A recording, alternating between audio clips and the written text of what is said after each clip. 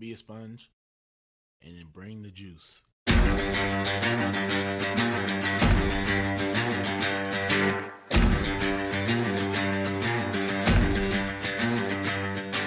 By focusing on your improvement, by focusing on your progress, and eliminating any fixed mindset that you may have and acts of perfectionism, then you encourage your own mastery. On some level, we do what we want to do 24 hours a day. Now, sometimes it may not seem like that, but if I'm choosing to work instead of sleep, what I'm actually saying is keeping my job is more important than sleeping. I'm tired of this. I'm tired of getting beat. What can I do to get over this hump? So mentally, that's when I kind of put that forefront, like, hey, it's either all or nothing. I like to put failure in quotations because I don't believe that failure is true failure if you're looking at it with the right mindset. The truth is, the journey to greatness is hard. It takes time, it takes effort, it takes focus, and every day you have to decide what you value, what you want to pursue, and what you want to achieve. And if you dig deep enough, if you push hard enough, we all have what it takes to be great. Welcome to the Edge of Greatness.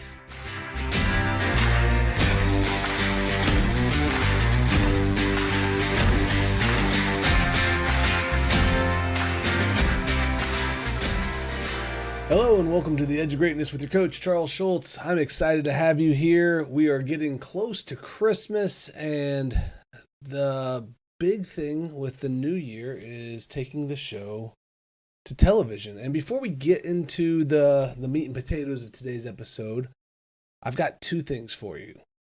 First off, should I change the way I do my intro once I start doing the television thing? So, do you like Edge of Greatness with Coach Charles Schultz, or should I include Edge of Greatness tagline, Charles Schultz? Tell me what your thoughts are. I'm open to some suggestions as I tongue tie myself here this morning. I don't know if I want to change it, but I'm in that place where, I'm making some other changes. So let's see what fits, and I'm open to kind of testing the waters a little bit and seeing what sounds good and what doesn't. So another announcement before we get into the fun stuff for today. With the television opportunity being available now, there are some commercial slots that are going to be opening up on the show. So there are, I believe with the length of mine, I'll have to confirm this, but with the length of my show, there'll be 2 30-second commercial segments. I am looking for sponsors to fill those. Otherwise, the network will just fill them with their own sponsors, and it is what it is. However, I'd love to help support you. If you've been listening to the show this long and you've been a fan and you are excited as I am that we're going to television, maybe I can help you out. So shoot me an email, charles@theedgeofgreatnessproject.com. Let's discuss what it is you need. And maybe it's a commercial spot. Maybe it's just a segment, announcement, and a few other things that we can kind of tie into get your brand, get your business, get your event some recognition. But one of the things I really wanted to dive into today was fear and anxiety. And the reason why I feel like that is important at this particular moment is with the new year coming on, and a lot of people start setting goals, and a lot of people start to think about, I want to do this in 2024, I want to do that, and I want to attack these things, and I'm got all these great ideas. But then when we get to the end of 2024, just like we're getting at the end of 2023, we look back and so many people didn't attack their goals. They didn't achieve the things that they wanted to. And most of the time, a lot of the issues comes down to fear. We hesitate because of fear. We don't act because of fear. We stop going because of fear. And it's a common issue. It's a common problem. I hear it a lot that, what if I fail and they think of this, or what will my friends say, or my family say, or what will this person do, or what, and a bunch of what ifs, right? A lot of looking at it from a standpoint of a negative perspective. Fear is as Tim Kite told me during an interview, false evidence appearing real. And I like that because it's a manifestation of a future event that hasn't happened yet that causes us to feel this sensation of fear. I was listening to a video the other day by Mel Robbins that excitement and fear are the same in our body. Our brain tells us it's different. That's a powerful realization as well, because when we're excited and our brain tells us that this is a big moment, we're excited, it forces us to focus our attention and to do better work, right? A big game, and you start to get those little nerves and jitters, and you get the butterflies, right? And you're getting really pumped up, and you're excited to get on the field because you know it's a big moment. But the other person who's never been in that moment, they have those same feelings, and they translate it to, I'm not ready. This isn't my moment. I'm scared. Those two people have different outcomes, different responses, different ways of viewing that particular set of emotions, but the feelings are the same. And that's an interesting kind of add-in to this whole situation, is that when you start to feel that fear, can you turn it into excitement? Can you change it into an emotion that says, yeah, let's go. This is a big moment. I'm gonna crush it. You know? And I like to talk about fear a lot because I believe it's one of the main reasons why a lot of people stop pursuing their dreams, which is also why courage is one of the pillars of the pursuit of greatness. It's one of the 7 pillars. Because in order to achieve the excellence and the greatness that you want in your life, there's going to be a moment or moments where you're going to have to attack fear. You're going to have to walk with fear. You're going to have to be side by side in a moment that makes you uncomfortable. And if you're unable to navigate those moments where fear shows up, you're going to find yourself looking back on a life where you said, man, I wish I coulda, shoulda, woulda, right? And that's not where we want to be. We want to look back and go, man, look at all that I accomplished. Look at all I tried. Look at all the things that I went after. And I think when you start to eliminate the expectation of results, you can start to push past this feeling of fear. Because like I mentioned earlier, fear is a future event that hasn't occurred. It's an expectation of something that might happen. Now, I'm not saying you can't get scared. There are moments that are scary. Standing in front of 1,000 people to give a speech, that's scary. But you can't let the scary moment dictate fear, which makes you think, oh, I'm going to mess up in this moment. And that's the fear part, from performing in that moment, right? Face to face with a lion is scary. But if you let the fear win, you freeze. If you let your body and mind work together to stay in the moment, you can navigate how you're supposed to respond. Now, I don't know how to respond in that moment. I am going to be in that moment, probably filled with fear. But I would assume that if I'm going to go on an adventure that has a chance of meeting a lion, I will do the work necessary to understand what's my response if I'm face to face with one. What do I do in this situation? And that's the other part of this. Fear typically occurs, at least in my experience, because we're unprepared, or we believe we're unprepared, and we don't trust the fact that we put in the time and the effort and all of these things to take on this moment.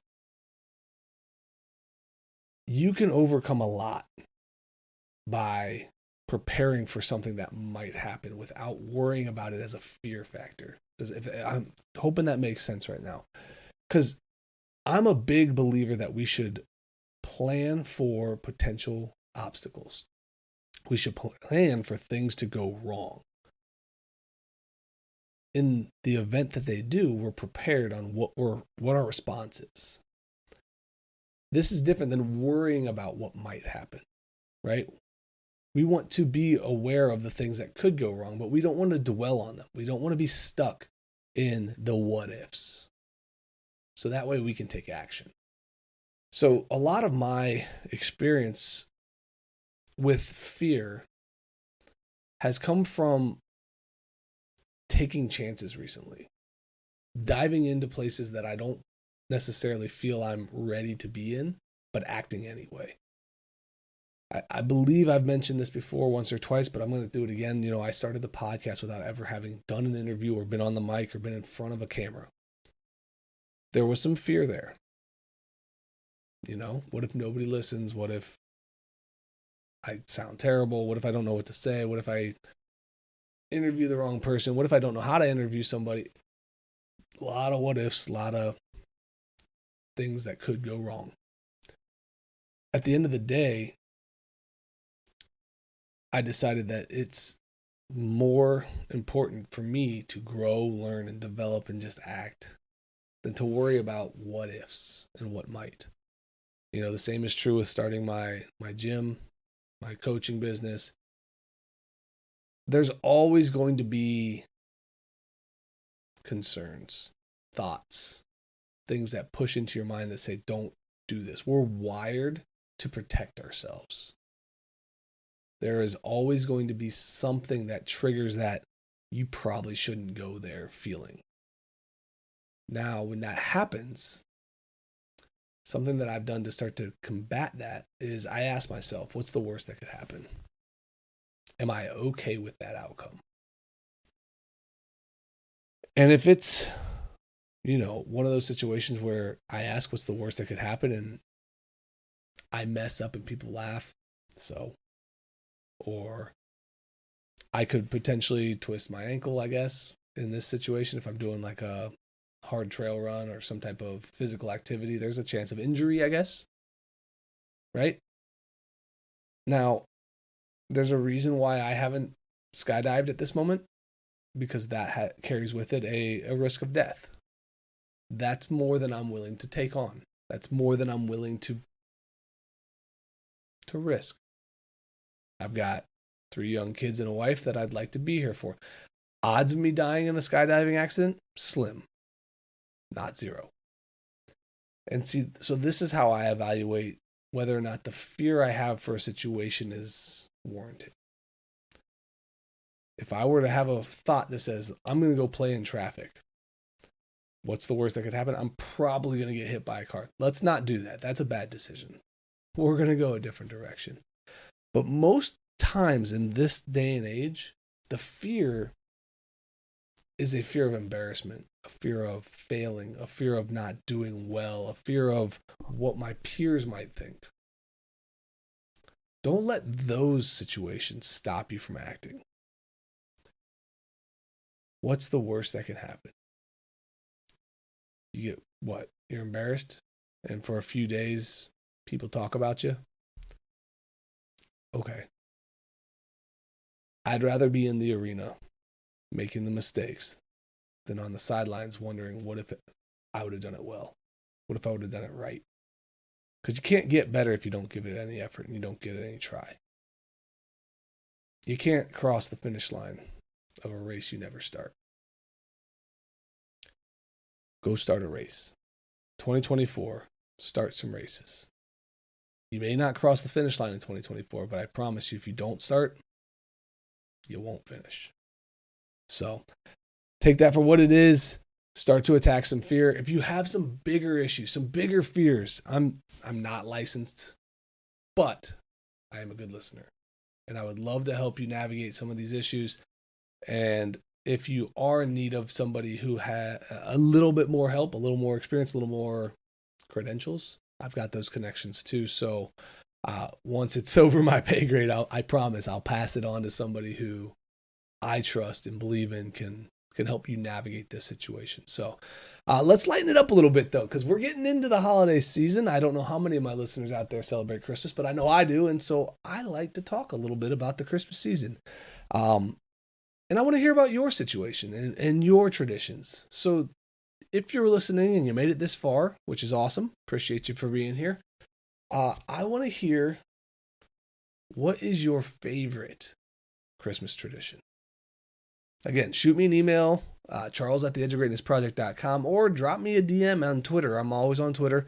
Tell me what your favorite tradition is. I've got two right now. So I've got an old tradition and a new tradition. I shared one from my childhood the other day on a podcast, and I'm not going to mention that one again. But one of my favorite family traditions is Christmas Eve PJs. I don't know what it is. I'm not really sure how to explain it, but there's something about opening up a present on Christmas Eve, knowing before you open it that you're going to wear it to bed that night and wear it in the morning when you open presents again. And I don't know, I just look forward to getting a new set of PJs. I am a PJ pant guy. I love it. I'm actually, the benefit of having a podcast and a video that's only from the chest up. I'm wearing PJ pants right now. And they are Christmas PJ pants. They've got nice little red and green, some little stripes on going on there. And you know what? That's what I'm all about. The other thing that I've started this year, my kids are finally old enough for Elf on the Shelf. And I've heard both sides of this. I hear the parents are like, oh, it's the worst thing ever. I don't want to do it. I love it. I think it's great. And mostly for two reasons. One, watching them come down in the morning and find the elf and then laugh about where it's located or why is he up there? What's he doing? Is awesome. It's a great way to start the day. They come down, they're excited, they start looking for, they named him Tutu. They start looking for Tutu. And then they find him, they point him out, and they just start laughing and giggling, and that's enjoyable for me. It's more enjoyable than trying to remember that I have to move him every night. Like that, to me, it totally outweighs all of the challenge of making sure I don't put him in the same spot and move him around all the time. Even with kitchen construction going on and half of my house being off limits at this particular moment, still worth it. The other thing that I've found is, right or wrong, it helps to curb their aggression towards each other at moments where they start to get worked up because, again, we're inside more because it's cold, it's raining, it's snowing. We're not getting out. We're not burning off the same amount of energy. Unfortunately, I'd love to do more, but Tutu's watching. What's Tutu going to tell Santa if you guys keep doing this? And it's nice to have another pair of eyes on the situation to help redirect in a positive way. It's much better than me yelling and getting upset and losing my temper. I just mentioned Tutu's watching. And for whatever reason, they go, oh, you're right, Tutu's watching. Sorry, Tutu, we'll be better. Most of the time. Now, there's still moments, they're kids. They're going to not care about Tutu and get after it and beat each other up. But ultimately, I think that it has been a positive experience. And it's one that I'm going to continue because now we've started it and my littlest one doesn't quite fully grasp or understand it yet. So we're going to have several years of Tutu flying around our house, which is going to be fun. So, like I said, tell me some of your traditions. I want to hear what you guys got going on. The final tradition of mine is it's not truly Christmas till Die Hard. Till I watch Die Hard, until I see Hans Gruber fly, it's not Christmas. And this is the age-old debate. Is Die Hard a Christmas movie? I had this conversation the other day too, and here's my one thing that I often try to lean into to make it so there's some kind of standard or regulation to whether or not it's a Christmas movie. Could the events of the movie, or would the events of the movie occur if it wasn't for Christmas? And in Die Hard, I say no. Yes, terrorist attacks happen all the time. Yes, there could be an office party that they show up and then the terrorists show up. But the fact that McClane and his wife are separated and he's trying to get back together, and then to surprise his kids, he's flown in to be here for this party. He's not flying in for a random office party. He flew in because it's Christmas. He's there because it's Christmas. And then Die Hard happens because it's there. He's there and it's Christmas. That's a Christmas party. That's a Christmas movie. That's why Die Hard will always be a Christmas movie. Violent or not, inappropriate or not, Merry Christmas.